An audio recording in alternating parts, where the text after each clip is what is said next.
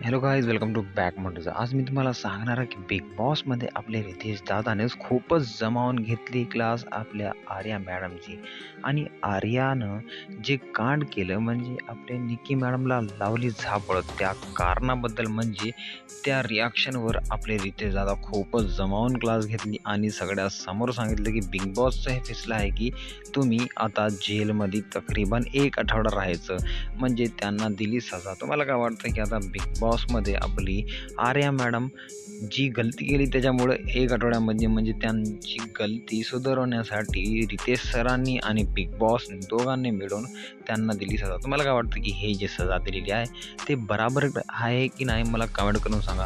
आणि जर तुम्ही आपल्या आर्या मॅडमची आणि आपल्या निकी मॅडमला सपोर्ट करत असेल तर माझ्या कमेंट करून मला सांगा. आणि तुम्ही जर या दोघांचे डायहार्डवाले फॅन असाल, लाईक करा, कमेंट करा, शेअर करा. भेटूया पुढच्या व्हिडिओमध्ये. तोपर्यंत बाय.